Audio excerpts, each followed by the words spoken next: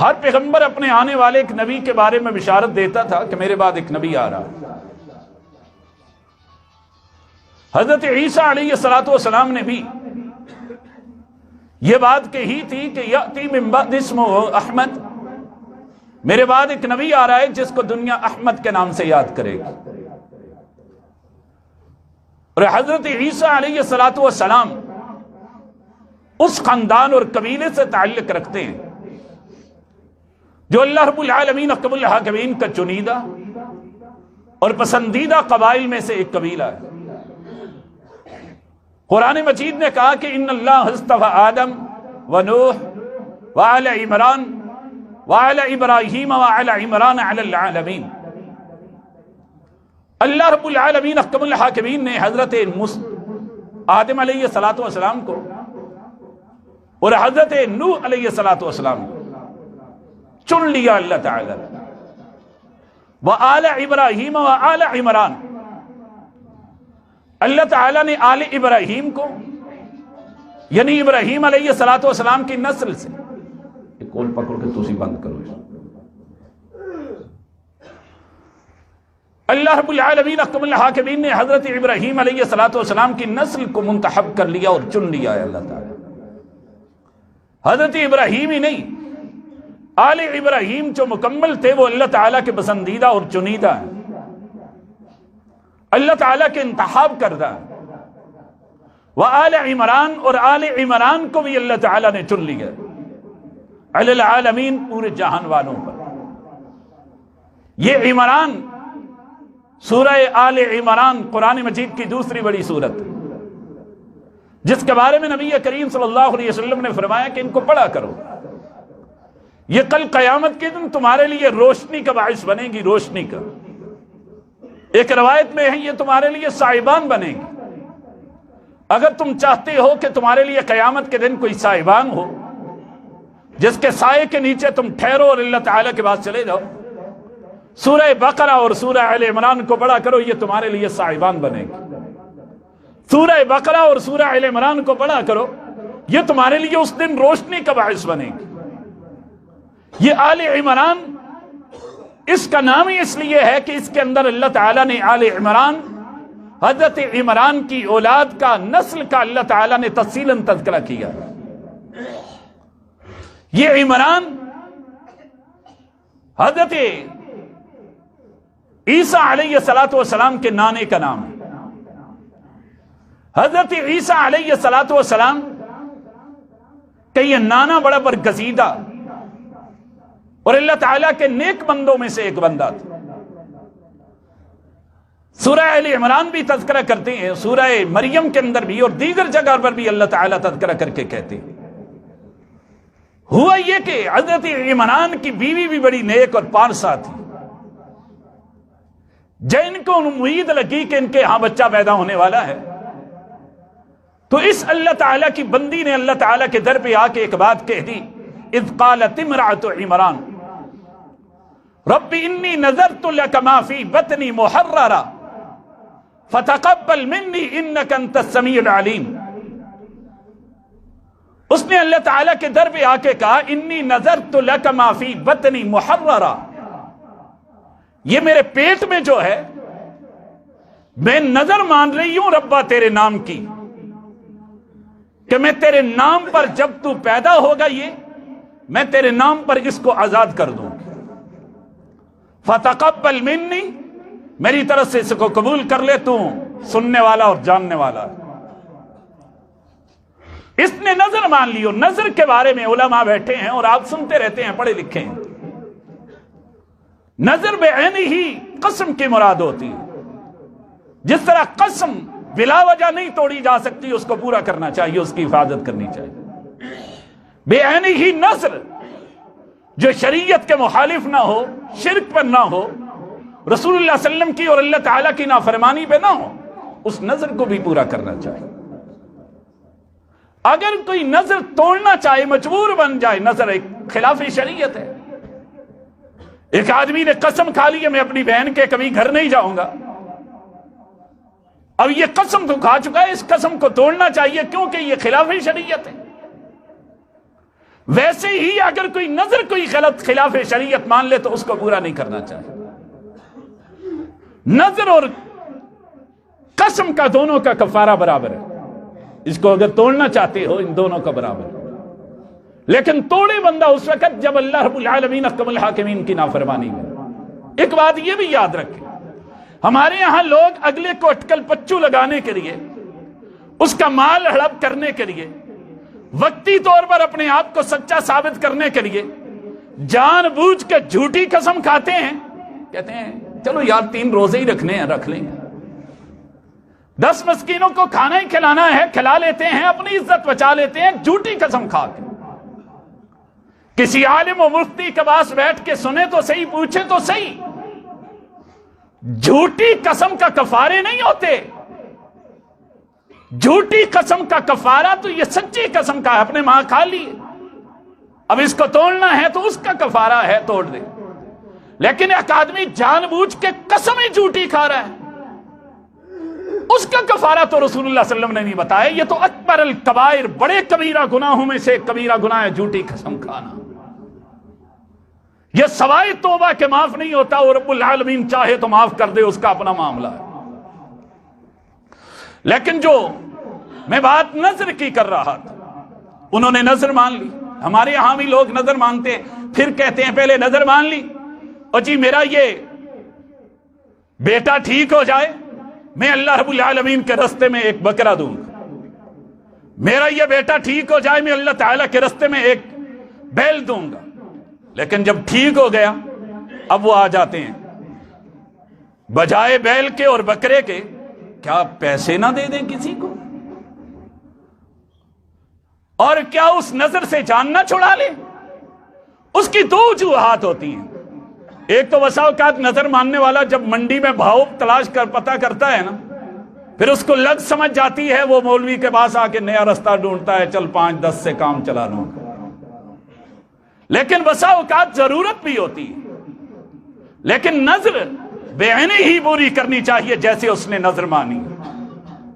اور اس نے بھی نظر مان لی، حضرت عمران کی بیوی نے، سیدہ مریم کی والدہ نے، حضرت عیسیٰ کی نانی نے، کہ میرے پیٹ میں جو بھی پیدا ہوگا میں تیرے نام کا آزاد کر دوں. اب اس نے یہاں نہیں کہا کہ بیٹا ہوگا تو آزاد کروں گی، بیٹی ہوگی تو رکھ لوں گی.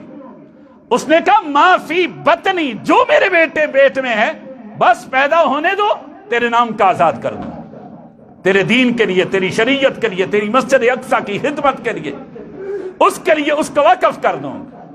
اتفاق سے جب پیدا ہوا تو اللہ رب العالمین احکم الحاکمین نے بیٹے کے بجائے بیٹی اس کو دے دی. قرآن مجید کہتا ہے فلما وضعتها قالت رب انی وضعتها انثى، جب اس نے جنا تو بیٹی جنی. اس نے رب کے در پہ آ کے کہا انی وضعتها انثى، یہ تو بیٹی پیدا ہو گئی. واللہ اعلم بما وضعت، اللہ تو خوب جانتا ہے. اللہ تعالیٰ نے فرمایا واللہ اعلم، اللہ خوب جانتا ہے، اللہ تعالیٰ کو پتا ہے. بما وضعت، جو اس نے جنا، جو اس نے پیدا کیا، جو تیرے پیٹ سے جنا گیا مجھے پتا ہے. اور ساتھ اس نے بڑی کمال بات کی ہے وَلَيْسَ الذَّكَرُ كَالْأُنثَى، مذکر مؤنث کی طرح نہیں ہوتے، لڑکے لڑکیوں کی طرح نہیں ہوتے. تھوڑی دیر میری طرف توجہ کرنا، بات یہاں بیٹی پیدا ہوئی ہے. چاہیے تو یہ تھا کہ بیٹی کے بارے میں کہا جاتا بیٹیاں بیٹوں کی طرح نہیں ہوتی کہ ان کو آزاد چھوڑ دیا جائے. لیکن اس نے بیٹی کا لفظ بعد میں بولا لَيْسَ الذَّكَرُ كَالْأُنثَى، مذکر مؤنث کی طرح نہیں ہوتے، لڑکے لڑکیوں کی طرح نہیں ہوتے. اس لفظ کے اندر اللہ تعالیٰ نے عورت کی عظمت کو 4 چاند لگا کے سامنے کر دی کہ مذکر جو ہے وہ مؤنث، مرد جو ہے وہ عورت کی عظمت کو پہنچ ہی نہیں سکتا. اس کی مشقت، اس کی تکلیف، اس کے مصائب اس سے تو گزر ہی نہیں سکتا. جو مقام، جو مرتبہ اللہ تعالیٰ نے بیٹی کا رکھا ہے، بیٹے کا کب ہو سکتا ہے؟ لَيْسَ الذَّكَرُ كَالْأُنثَى، کسی عالم کے پاس جا کے بیٹھ کے پوچھئے مسئلہ. کہیں رسول اللہ صلی اللہ علیہ وسلم نے بشارت نہیں دی کہ جس کے 3 بیٹے ہوئے اس نے پرورش کی اور ان کو شادی کرا دی میرے ساتھ یوں جنت میں ہوگا. کہیں نہیں کہا. 2 ہوئے تو پرورش کی یوں میرے ساتھ جنت ہوگا. یہ اعزاز صرف اللہ نے بیٹیوں کو دیا ہے کہ جس کی 3 بیٹیاں ہو گئیں اس کی تربیت اچھی کرو، جوان کر دو. رسول اللہ صلی اللہ علیہ وسلم نے فرمایا میرے ساتھ یوں جنت میں ہو. پوچھا گیا 2، فرمایا جس کی 2 ہوئی 2 کی بھی پرورش کی یوں میرے ساتھ ہوگا. یہ اعزاز صرف لڑکی کو، یہ مقام اور مرتبہ صرف اللہ تعالیٰ نے بیٹی کو دیا. لیس الذکر کالانثی، مذکر مؤنث کی طرح نہیں ہو سکتا. یہ غلط آج اسلام کے بارے میں پروپیگنڈا کیا جا رہا ہے کہ اسلام نے عورت کو مقام نہیں دیا، مرتبہ نہیں دیا، عزت نہیں دی. اسلام نے تو یہ کہا ہے مرد جتنے عروج پر پہنچ جائے وہ عورت کا مقابلہ کر ہی نہیں سکتا، وہ عورت کی طرح ہو ہی نہیں سکتا. جو مقام اور مرتبہ اور جو عزت اللہ تعالیٰ نے عورت کو دی ہے. ٹھیک ہے، جتنی قیمتی چیز ہوتی ہے اس کی حساسیت بھی زیادہ ہوتی ہے. جتنی قیمتی چیز ہوتی ہے اس کو اتنے نازک طور پر رکھا بھی جاتا ہے اور اس کی حفاظت بھی کی جاتی ہے. عورت کو اللہ رب العالمین اکرم الحاکمین نے نزاکت بھی، حساسیت بھی، مقام بھی، مرتبہ بھی اللہ تعالیٰ نے بڑھا دیا. اور اس لیے اللہ تعالیٰ نے اس کے لیے بڑے مقام، مرتبے، بڑے اعزاز اور بڑے اللہ رب العالمین نے پروٹوکول بھی رکھے کہ تمہارا پروٹوکول ہے تم سر عام ننگی ہو کے باہر نہیں نکلو گی. تمہارا پروٹوکول ہے تم تنہا سفر نہیں کرو گی، حتیٰ کہ بیت اللہ کا سفر بھی تنہا نہیں کرو گی. اللہ تعالیٰ نے اس کو مقام اور مرتبے اور عزتیں اللہ تعالیٰ نے دی. اور کہنے لگی کہ وَإِنِّي سَمَّيْتُهَا مریم، میں نے اس کو مریم نہ رکھا ہے، اس کو بھی اور اس کی اولاد کو بھی شیطان سے بچا. اللہ رب العالمین احکم الحاکمین نے بات مختصر کرے. اب اس نے نظر مان لی، اس نظر کو پورے کرنے کا مرحلہ آیا. اس اپنی بیٹی سیدہ مریم کو اس نے اللہ تعالیٰ کے نام کے لیے وقف کیا، مسجد اقصی کی خدمت کے لیے وقف کیا. اور اس کو دیا کس کی کفالت میں؟ جو حضرت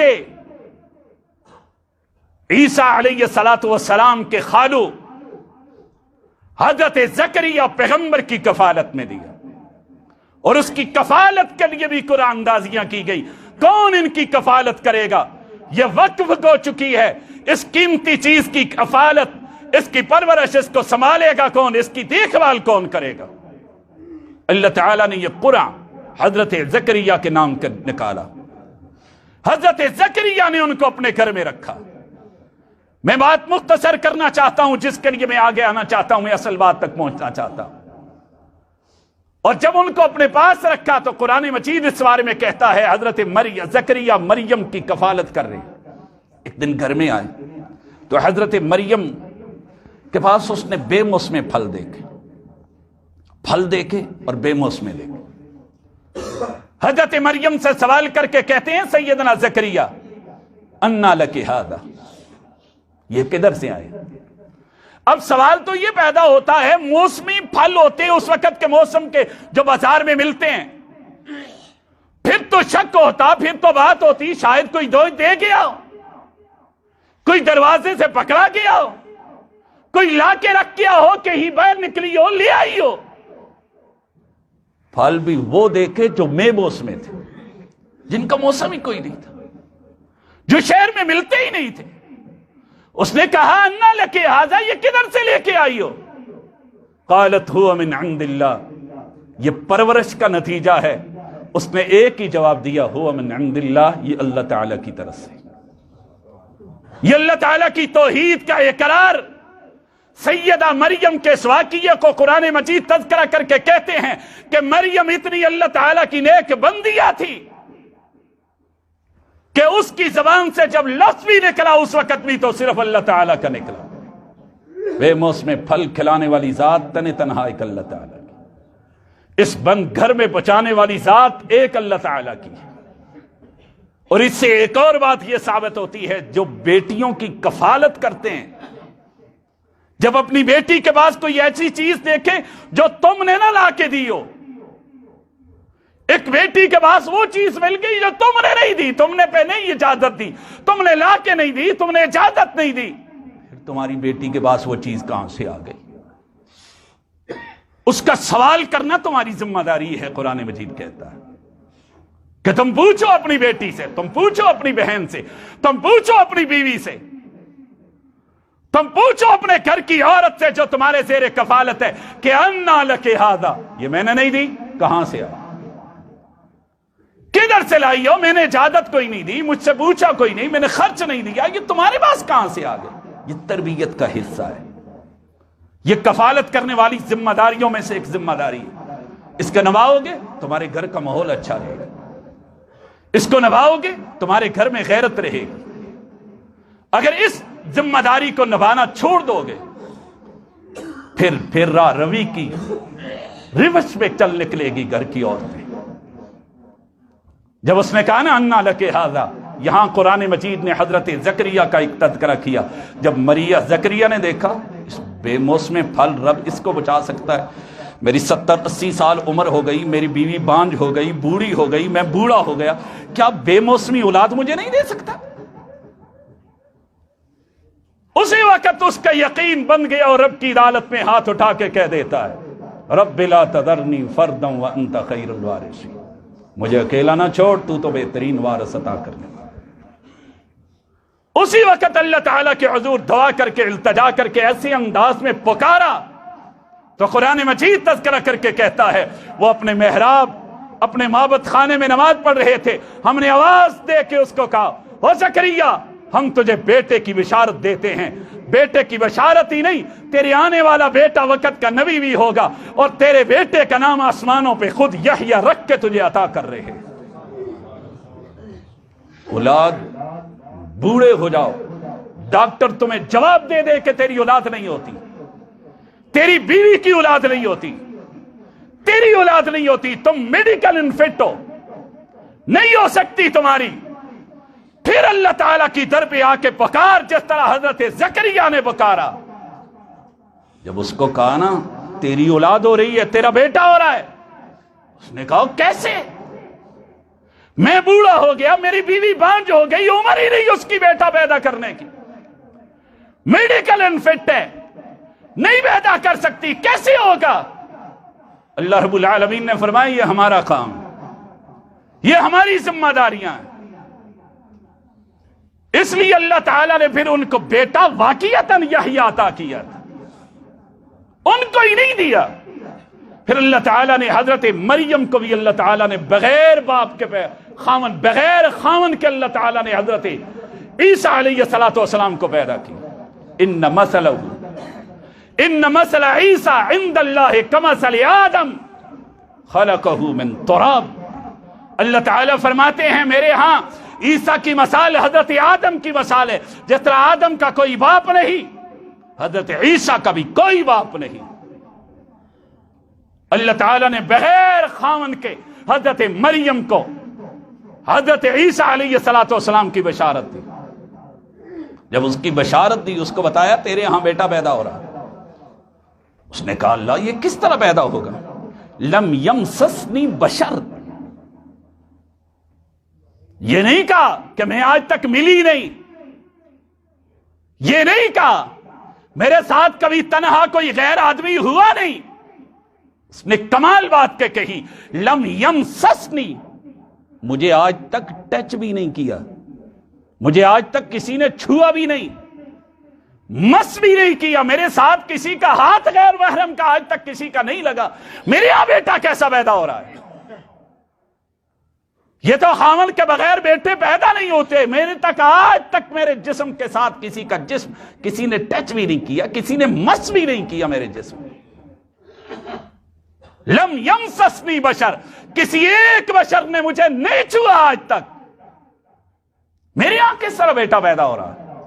اللہ تعالیٰ نے اس نے رب العالمین نے یہاں بھی دیکھو ڈاکٹر جواب دے گئے، رب العالمین نے کیا کہا؟ قال کذالک یخلق اللہ ما یشاء، ہاں ہے تو بات اسی طرح، تجھے کسی آدمی نے آج تک نہیں چھوا، تیرے ساتھ کسی کا ہاتھ نہیں لگا، کسی کا جسم نہیں لگا، کوئی کسی کا مس کوئی ٹچ نہیں ہوا، لیکن کذالک یہ بات اسی طرح ہے، یخلق اللہ ما یشاء، رب چاہتا ہے تو بغیر خامن کے بھی عطا کر دیتا، رب چاہتا ہے تو یوں ہی پیدا کر دیتا ہے۔ یہ اللہ رب العالمین احکم الحاکمین کی مرضیاں، اذا قضا امرا، جب وہ کسی چیز کا فیصلہ کرتا ہے، ساری دنیا کے ڈاکٹر، سارے حکما، ساری دنیا نا امید ہو جائے، چاہے تو بڑھاپے میں عطا کر دے، چاہے تو بغیر خامن کے عطا کر دے، جب وہ کسی چیز کا فیصلہ کرتا ہے تو کون کا لفظ کہتا ہے فیکون، یہ ہو کے رہ جاتا ہے۔ اور اللہ تعالیٰ نے پھر اس کو بیٹا عطا کر دیا، جب بیٹا دے دیا اس نے ایک بات کہی، فَأَجَاءَ الْمِحَاذُ إِلَى جِذْعِ النَّخْلَةِ، کھجور کے تنے کے ساتھ ٹیک لگائے ہوئے، وہاں اس کو درد محسوس ہوئی، اس نے ایک بات کہی، یا لیتنی مت قبل ھذا وکنت نسیا منسیا، اس نے ایک بات کہی، یا لیتنی مت قبل ھذا، ہائے کاش میں اس سے پہلے مر چکی ہوتی، میں تو بھولی بالی، میری یادیں ہی لوگ مٹا چکے ہوتے۔ یہاں دو معنی مراد لیے مفسرین، ایک تو اس تکلیف کی وجہ سے اس نے کہا، دوسرا جب کہا وہ اتنی پارسا، اتنی پاک باز، اس کا باپ اتنا پاک باز، اس کی ماں اتنی پاک باز، اتنی عظیم خاندان کی، زکریا کے کفالت میں پلنے والی عورت، اتنی عظیم پارسا اور پاک باز، اس نے کہا بیٹا واقعتاً پیدا ہو رہا ہے، مت قبل ھذا، کیا منہ دکھاؤں گی، کہاں جاؤں گی اس کو لے کے، میں اس سے پہلے مر ہی چکی ہوتی، مٹی چکی ہوتی۔ ہر کسی کے بارے میں غلط پوسٹ نہ کیا کرو، ہر کسی کے بارے میں غلط الزام نہ لگایا کرو، تمہیں کیا پتا ہے وہ کتنی عزت مقام اور مرتبے والا ہو۔ کسی کے بارے میں الزام تہمت لگانے سے، بات کرنے سے پہلے 100 بار سوچا کرو، کہیں وہ تمہاری پوسٹ پڑھ کے، تمہاری میسج سن کے، اس کو دیکھ کے کہیں یہ نہ کہہ دے یا لیتنی مت قبل ھذا، ہائے کاش میں اس سے پہلے مر چکا ہوتا، اس دن کو دیکھنے سے پہلے۔ کس دور سے گزر رہے ہیں ہم، مسلمانوں کا ملک ہے ہمارا، 98% مسلمان ہیں، صرف 2% غیر مسلم ہیں، لیکن سوشل میڈیا کھولو بغیرتی سے بھرا پڑا ہے، کبھی کس لیڈر کی اٹھاتے ہیں اور اس پر الزام اور تہمتیں لگا دیتے ہیں، کبھی کس عورت کے بارے میں اٹھتے ہیں اور اس پر تہمتیں لگا دیتے ہیں، کبھی کس عالم کے بارے میں کہتے ہیں، جو چیز چاہتا ہے لکھتا چلا جاتا ہے اور کہتا چلا جاتا ہے۔ یہ مسلمان ہیں جنہیں دیکھ کے شرمائیں یہود۔ اپنے حالات پہ بندے کو غور کرنا چاہیے۔ اس وقت بھی ایک سیاسی لیڈر کے بارے میں اور بہت سے لوگوں کے بارے میں بہت سی گندی آڈیو اور ویڈیو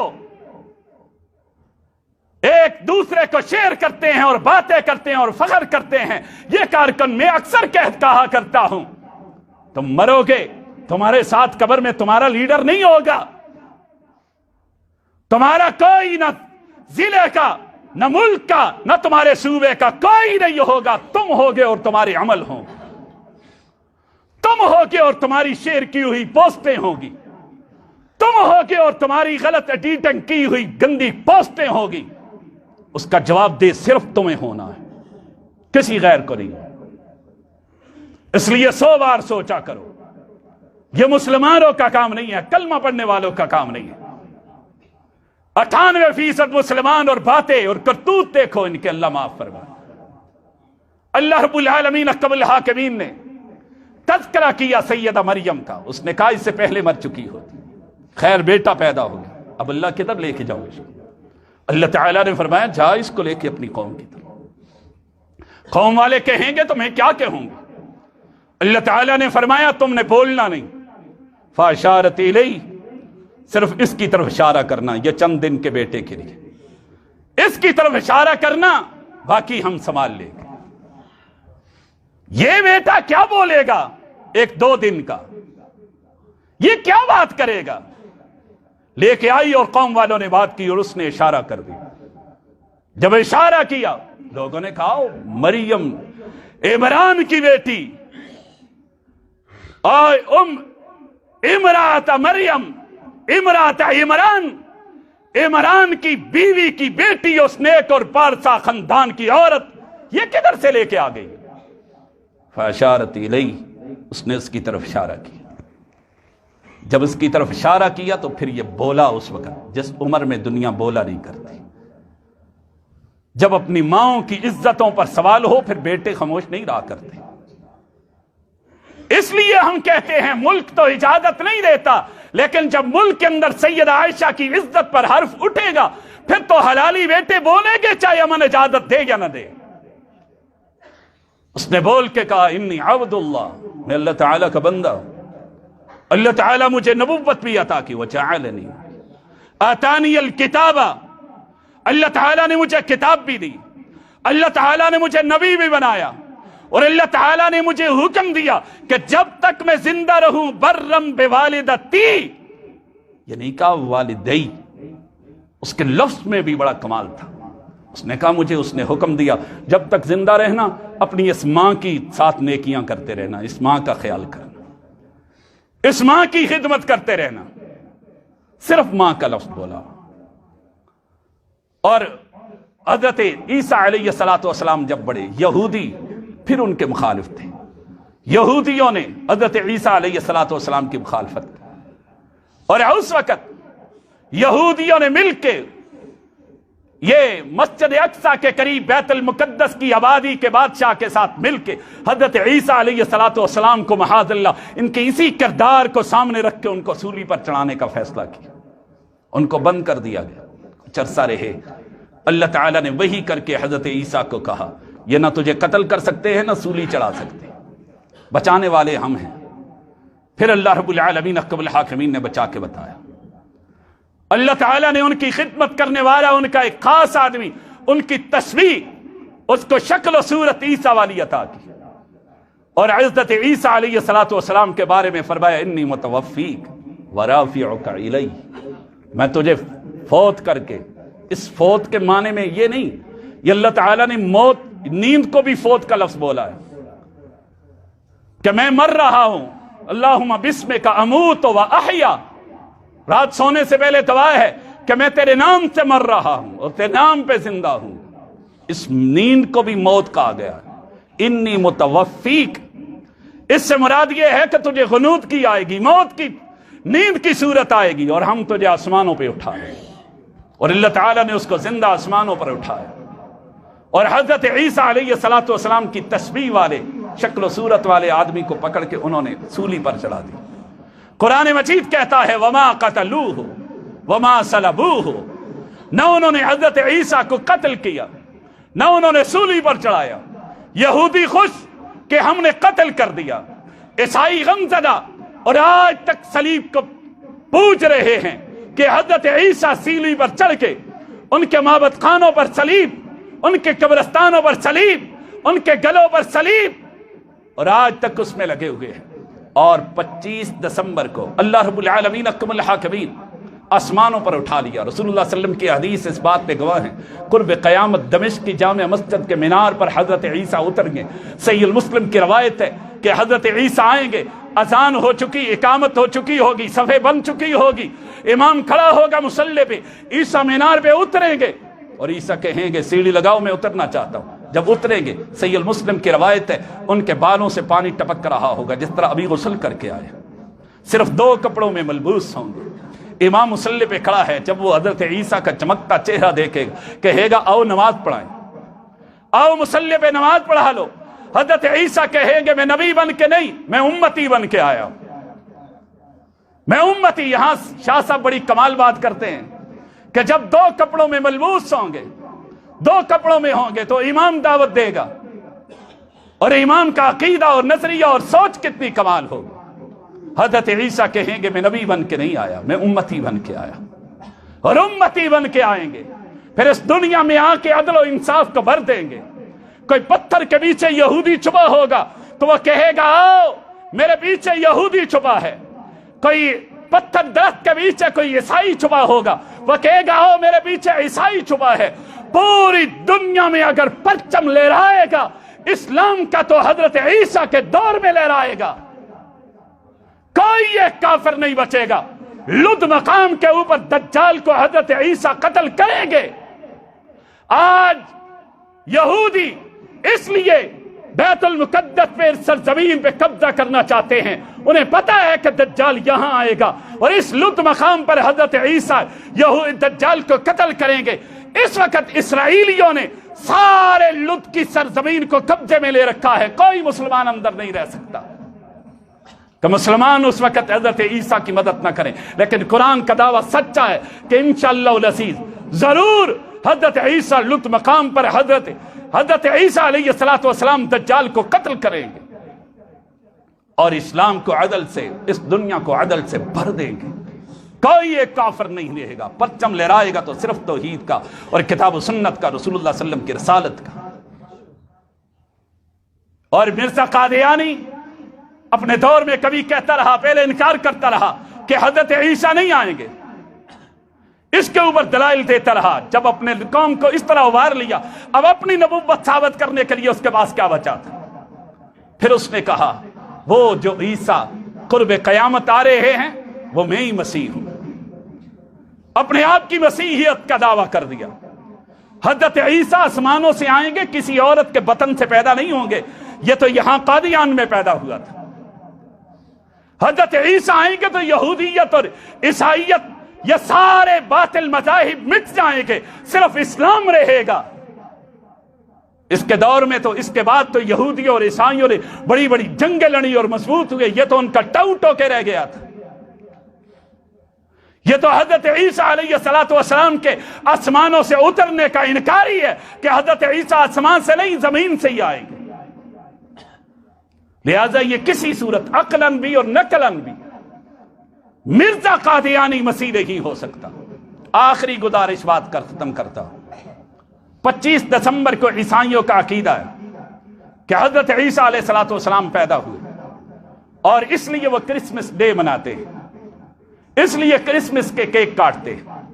آخری گزارش سنو اور بات ختم کرتے ہیں۔ عیسیٰ کے حوالے سے عیسائیوں کے 3 عقیدے ہیں۔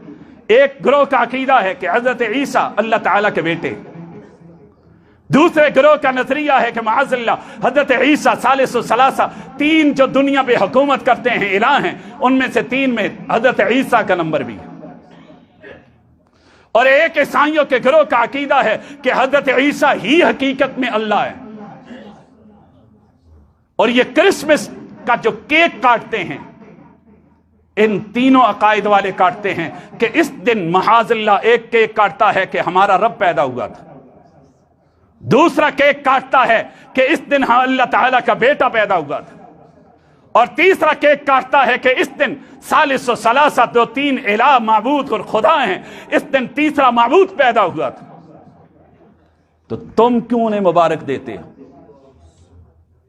تم کلمہ پڑھنے والے مسلمان، تیرا تو عقیدہ ہے کل ہو اللہ احد، وہ ایک اللہ الصمد، وہ بے نیاز ہے، لم یلد ولم یولد، نہ اس کا بیٹا ہے نہ وہ بیٹا ہے، نہ وہ کسی کا بیٹا نہ اس کا کوئی بیٹا۔ تمہارا تو نظریہ یہ ہے۔ تم عیسائیوں کو کیوں کرسمس کی مبارک دیتے ہو 25 دسمبر کو؟